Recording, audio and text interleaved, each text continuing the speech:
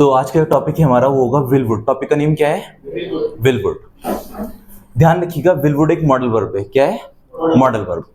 और कोई भी मॉडल वर्ब वो होती है जिसकी थर्ड और फोर्थ फॉर्म ना हो। तो विलवुड भी एक मॉडल वर्ब है। और सबसे पहले बात करते हैं विल की। विल कहाँ यूज होता है? विल का सिर्फ एक ही यूज है।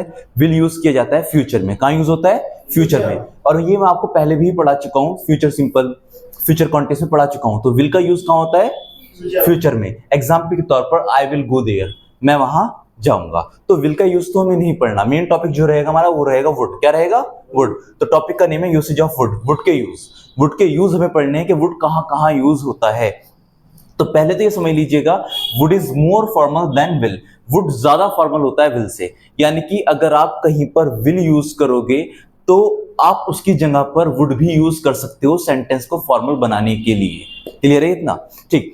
देख सकते हो आप, जो वुड का पहला यूज है ना वो फ्यूचर के लिए ही हो रहा है। यानी कि जहां विल यूज कर रहे थे हम, वहां पर वुड का यूज भी कर सकते हैं। जैसे एग्जांपल के तौर पर मैंने यहां पर बोला कि मैं वहां जाऊंगा, आई विल गो देयर, तो मैं इसको ऐसे भी बोल सकता हूं, I would go there. Same मतलब है, आई वुड गो देयर, मैं वहां जाऊंगा। सेम ही मतलब है, सिर्फ क्या हो गया, सेंटेंस हमारा फॉर्मल हो गया। कैसा हो गया? फॉर्मल हो गया। ठीक। वुड का जो सेकंड यूज होता है वो होता है रिक्वेस्ट के लिए। किसके लिए होता है? रिक्वेस्ट के लिए। क्या आप मेरी मदद करेंगे?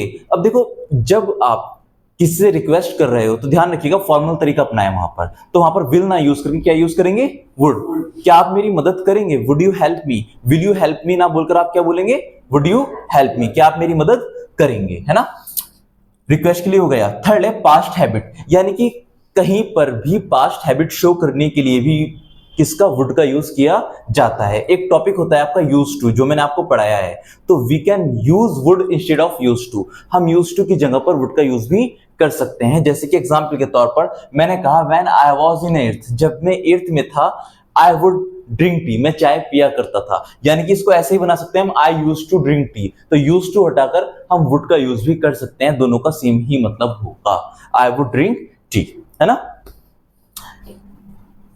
फोर्थ है पास्ट फ्यूचरिटी। पास्ट फ्यूचरिटी क्या होता है? जब कोई सेंटेंस पास्ट का फ्यूचर से जुड़ा हुआ हो। ध्यान से सुनिएगा, जब कोई सेंटेंस पास्ट का फ्यूचर से जुड़ा हुआ हो तो उसको पास्ट फ्यूचरिटी कहा जाता है। और पास्ट के साथ फ्यूचर का सेंटेंस जब आएगा तो वहां पर विल यूज नहीं होगा, वहां पर यूज किया जाएगा क्या? वुड। एग्जाम्पल देख सकते हैं आप, यू सेड, तुमने कहा था तुम आओगे। तुमने कहा था तुम आओगे। तुमने कहा था यू सेड, और तुम आओगे यू विल कम। तो यहां पर विल ना लगाकर हम क्या लगाएंगे? Would. You said you would come. You said you would come. ये बताएं यहां तक समझ आया या नहीं आया? क्लियर है यहां तक?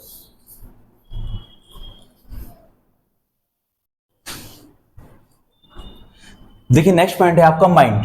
माइंड का मतलब होता है बुरा मानना, है ना?